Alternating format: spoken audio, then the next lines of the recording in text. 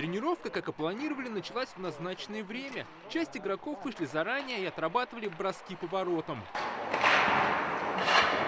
Как сообщил главный тренер Анвар Гатиятуллин, дисциплина в приоритете.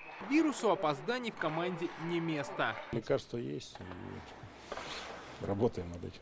К команде уже присоединился канадский нападающий Нейтан Тодд. Накануне в последний трансферный день его обменяли из «Спартака» на Брэндона Бира и Артемия Князева. 24-25 были такие сумасшедшие дни, каждый хотел что-то получить и выменить для того, чтобы усилиться. Вышла сторона «Спартака» с предложением возможность рассмотреть. Все переговоры, они начались где-то в районе 10:30 вечера, ближе к 11. И все, наверное, на тоненькую минут за 5-10 было решено. Отметим, 30-летний новобранец был одним из лидеров красно-белых. Я рад этому переходу. Здесь отличная команда. Я знаю, что Казань очень красивый город. Мы вместе с женой хотим изучить город побольше.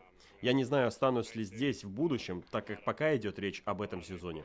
Также Ак Барс сохранил форварда Дмитрия Яшкина, которому слухи прочили переход. Дмитрий один из сильнейших, наверное, форвардов в углах, на пятаке и один из лидеров КХЛ, в том числе Ак Барса. Должны были предложить уровни игрока Яшкина, но ни один из клубов не вышел с таким предложением. Тим — это игрок нашей команды, и останется и дальше будем смотреть и по продлению, и по всему. Почему не играет Яшкин? Почему не играет? Раз Играет. такой в порядке. Будет играть. Сейчас все, после дедлайна, все снова с чистого листа начинается. Завтра Ак Барс примет Салават Юлаев. Встреча станет завершающим зеленым дерби в регулярном чемпионате. В нем казанцы выиграли у уфимцев 4 из 5 матчей. Судя по тренировке, барсы готовятся к игре на высоких скоростях.